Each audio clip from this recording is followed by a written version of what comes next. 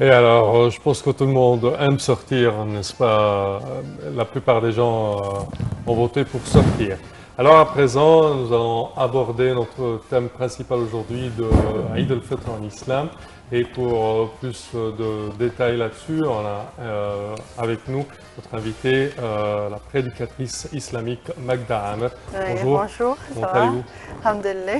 Bonne fête. Bonne fête à tout le monde. Voilà. Tout le monde, alhamdulillah. Bonne fête, Madame Amer. Bon, merci d'être avec nous aujourd'hui puisque c'est juste le deuxième jour du mois de Ramadan. Et donc, Alhamdulillah, je viens d'arriver de l'Amra. Eid al-Fitr, pas du mois de Ramadan. Deuxième oui, jour deuxième de Eid al-Fitr. je suis toujours dans le mois de Ramadan, bien sûr, du petit Bayram. Alors, pour commencer, comment peut-on expliquer cet esprit qui doit régner pendant l'Aïd, qui est bien sûr destiné à profiter un petit peu de la joie, de faire de la joie dans la famille, à inciter les gens à se regrouper, à visiter les uns les autres. Quel est l'esprit ou l'idée de cette fête? En fait, la fête de l'Aïd, elle est différente des autres fêtes dans la mesure où c'est pas le but de s'amuser, de manger, de boire, de rendre des visites et c'est tout. Mais avant tout, c'est vraiment l'invocation d'Allah et l'expression de la gratitude envers Allah, subhanahu wa ta'ala. Car d'ailleurs, on commence la veille de la fête par l'invocation Allahu Akbar kabira, walhamdulillahi kathira. C'est-à-dire, on exprime notre gratitude envers Allah que grâce à lui, grâce à son assistance, on a pu accomplir le jeûne. Sans quoi, on aurait pu mourir avant, on aurait pu être malade. Et voilà, et Inch'Allah, le fruit du jeûne, c'est la piété. Qui était incrustée dans le cœur et on la ressent après le Ramadan. C'est pas du tout la même sensation avant le Ramadan et après le Ramadan. Et le musulman, il jouit vraiment la fête du fond de son cœur parce qu'il a accompli de son mieux durant le Ramadan. Il a effectué toutes les prières surrogatoires. Il a lu énormément le Coran.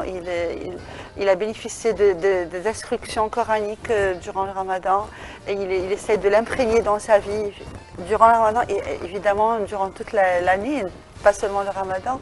Et là, il aspire que ses actes ont été acceptés, Inch'Allah, que ses prières ont été exaucées, que ses péchés ont été, Inch'Allah, expiés, c'est très important, et qu'il a été parmi ceux qui ont été affranchis de l'enfer. C'est surtout ça.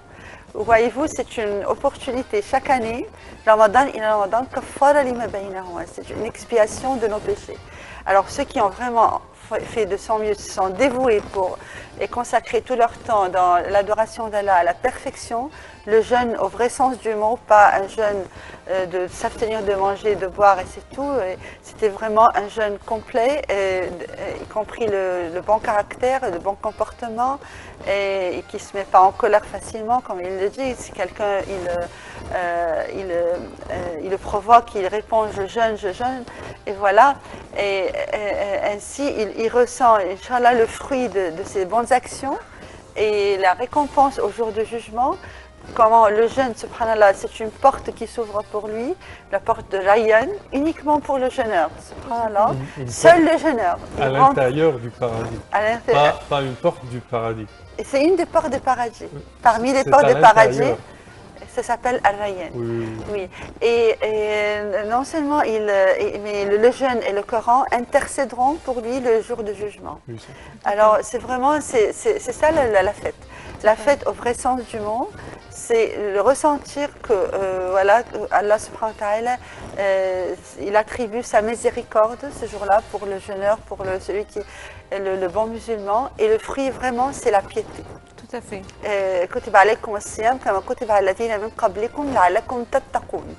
Le but, c'était la piété. Non seulement un jeûne superficiel. Quoi. Tout à fait. Et le mois de les fêtes, ça vient justement pour rompre avec le jeûne.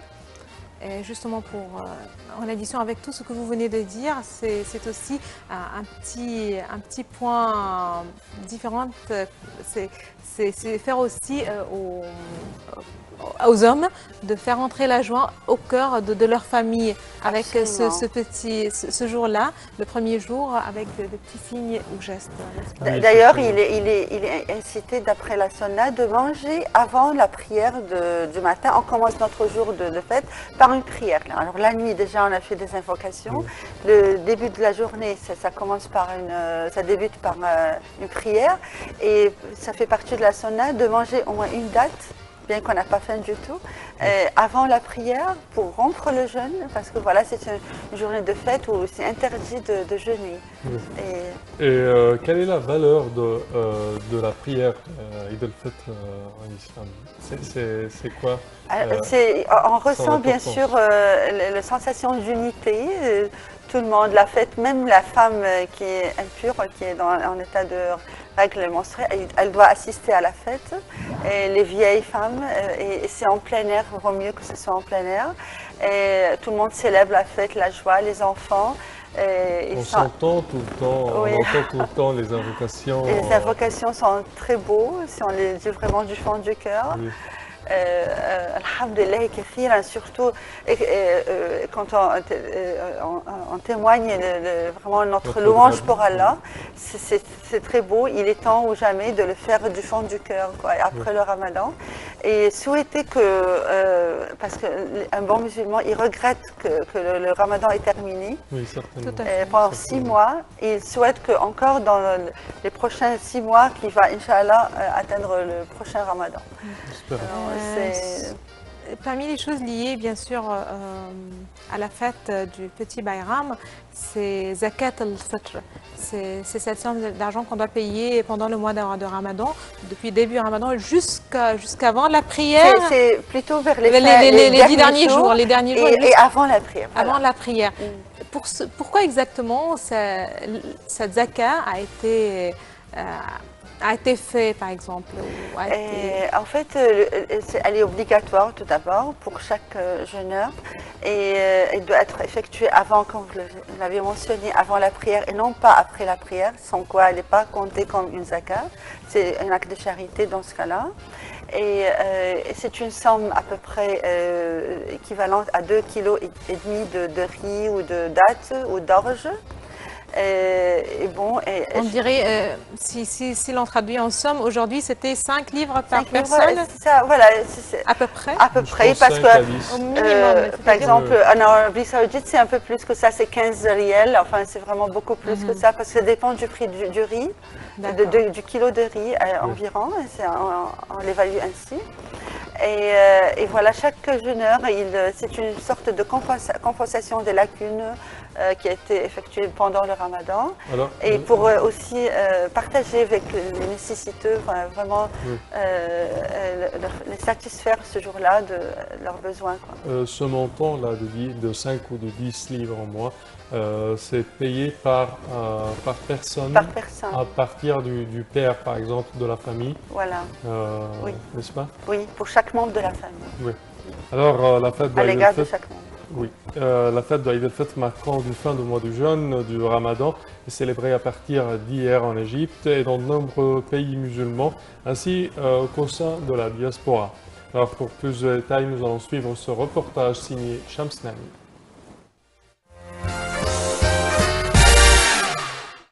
Et donc nous sommes de retour, nous avons toujours Madame Magda Amer, prédicatrice islamique. Nous continuons bien sûr avec le même thème. Une fois on a rompu avec le jeûne, qu'est-ce que le musulman doit faire? Surtout je parle en fait de ce qui est caractère avec ou attitude envers les autres, le comportement d'un musulman. Qu'est-ce qu'il doit être? Il a fait tout ce qu'il doit faire pour gagner des points blancs, si je peux dire, comme on dit aux petits. Mais comment doit-il être avec les autres?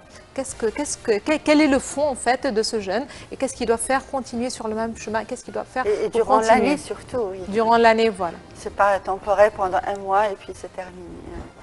Eh bien, et là, le prophète, sallallahu alayhi wa sallam, il avait dit que le bon caractère, c'est le fondement de la religion islamique. C'est très important de comprendre. J'ai été envoyé afin de parchever le bon caractère. Alors si on n'a pas compris ceci, c'est pas une question de s'abstenir de manger, de boire, etc. Non, mais c'est surtout de se comporter d'une manière correcte. Et c'était pour nous, le jeûne, une période d'autodiscipline, de s'abstenir de tout ce qui est illégitime. Ainsi, c'était au contraire de s'abstenir de tout ce qui est légitime pendant le ramadan. Et ainsi, après le ramadan, c'est plus facile pour nous de s'abstenir de tout ce qui est illégitime. Et ça, c'est de façon à ce qu'il ne faut pas violer tout ce qui est interdit, il faut s'éloigner, s'écarter de tous les péchés. Et surtout, c'était le comportement, comme on l'avait signalé, que le jeûneur, il ne doit pas se mettre en colère facilement. Et lorsqu'on le provoque, il répond « je jeûne ». Eh bien, c'était un entraînement pour lui pendant le ramadan. Et après le ramadan, il faut que ce comportement s'étende toute l'année. Car le meilleur de nos actions, c'est celle qui la perpétuité. C'est très important. Alors, comment le bon comportement? Le prophète, il a dit, voulez-vous savoir les meilleures de moralité? C'est trois choses très simples. J'espère que tous les musulmans vont les appliquer à l'homme, parce qu'il est rare que je les vois. Malheureusement, ils se mettent en colère très facilement. Et là, la bonne attitude du musulman représente l'islam. C'est très important. Bon, alors, quelles sont les trois choses? C'est de souder les liens avec ceux qui ont rompu avec nous. Alors, vous voyez, c'est très important, souder les liens, c'est de contacter notre famille, que ce soit les parents, les proches, même si on a des conflits avec eux. Et surtout pendant le jour d'Aïd, c'est très important de faire ce pas soi-même. Deuxièmement, c'est de pardonner ceux qui étaient injustes envers nous. Alors, apprendre à pardonner, et on dit que Carol Nice, elle dit que dans son livre Anatomy of the Spirit, c'est un livre très renommé, forgiveness is the only way to heal your life. C'est-à-dire pardonner, c'est la meilleure façon to heal your life, c'est de reprendre avec la vie, d'être en harmonie dans votre vie. Et ainsi, alors le jour Inch'Allah du Aïd, c'est un jour de pardon. Il faut pardonner les gens et oublier les péchés des gens et trouver des excuses pourquoi ils se sont comportés ainsi. Ainsi, Allah subhanahu wa ta'ala, il attribue sa miséricorde pour celui qui pardonne. Alors, celui qui pardonne, Allah le pardonne aussi. Et on a tous, certes, besoin d'être pardonnés. Et la troisième chose, c'est de donner à celui qui nous a privés. Alors, apprendre à donner, que ce soit des cadeaux, donner les droits des gens aussi, et même à ceux qui nous ont privés. C'est pas facile, mais il faut apprendre et surtout purifier notre cœur, ça c'est le plus important. C'est-à-dire avoir le cœur vraiment ce jour-là, après le ramadan, purifié de tout ce qui est négatif et incruster dans notre cœur la foi et la piété plutôt. C'est vraiment tout un comportement très important, le bon musulman. Et le prophète, il nous a incité à le faire parce qu'il a dit que ceux qui vraiment se comportent avec les meilleures des moralités, je lui assure un passage facile sur le sentier le jour où les pieds trébucheront. C'est vrai, qu'est-ce que c'est le sentier? C'est un fil très fin sur l'enfer qui mène vers le paradis. Alors je pense que tout le monde le souhaite, de passer facilement sans trébucher. Et voilà, c'est facile, le bon caractère, c'est la meilleure façon Inch'Allah, d'assurer ce passage facilement. Inch'Allah. Alors, ce qui est de comportement de musulmans après Aïd el-Fitr, par exemple, on parle toujours de sunna de jeûner 6 jours du Shawwal, du mois suivant le mois de Ramadan, et on parle après cela de jeûner au moins 3 jours la moitié du Oui. mois Oui. de Le l'Égypte. 13, 14, 15. 13, Oui. 14 et 15. 15 Il et puis y le a lundi, quelques-uns, jeudi. oui, qui Voilà, puissent c'est des jeûner. jeûnes surrogatoires, de manière à ce que quand même, c'est pas parce que le ramadan est terminé qu'on va aussi arrêter toutes les bonnes œuvres. Oui. Alors au moins on peut jeûner de temps à autre et on donne toujours des aumônes, des actes de charité durant l'année, on lit le Coran, etc. Alors en ce qui concerne le jeûne, on a les 6 jours de Shawwal. Et on a la possibilité de le jeûner durant tout le mois, ou bien c'est pas obligatoire que ce soit à la suite, hein, et non pas durant les fêtes aussi, après les fêtes. Justement, pourquoi ces 6 jours? Parce que si on les calcule entre 30 jours plus 6, multiplié par 10, car chaque acte et tous les bonnes œuvres sont multipliées pendant le ramadan, ça fait, c'est comme si, c'est comme s'il a jeûné toute l'année. 360 jours. Ah, d'accord. À peu près. Oui, C'est comme si on a jeûné toute l'année. Voilà. Et on a la rétribution de suivre la sunna.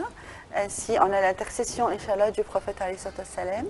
Et le fait aussi de jeûner le 13, 14, 15, scientifiquement parlant, ça a été prouvé que, dû au fait du flux-reflux, le corps il est riche en eau, 70% de notre corps est formé d'eau, et il est affecté par l'énergie lunaire. Et ainsi, quand la lune est complète, et ça a été prouvé scientifiquement que le corps il réagit par le fait d'être, par exemple, les crimes augmentent, l'incidence des crimes augmente, la personne il se met en colère facilement et subhanallah, le fait de jeûner, ça diminue le taux d'adrénaline dans notre corps et ça nous rend plus équilibrés. Plus calme, je dirais. Plus équilibré, voilà, plus calme. Subhanallah, le fait juste de jeûner de 13, 14, 15 déjà. Ce qui est vraiment Et ça vaut, je m'excuse, et ça vaut également d'avoir jeûné le mois tout entier. Le mois tout entier, absolument. On a le mérite d'avoir jeûné le mois tout entier. Oui. Et comme on le sait, le jeûne a été une purification, on avait expliqué dans une autre émission, oui. C'était un repos physiologique pour nos organes.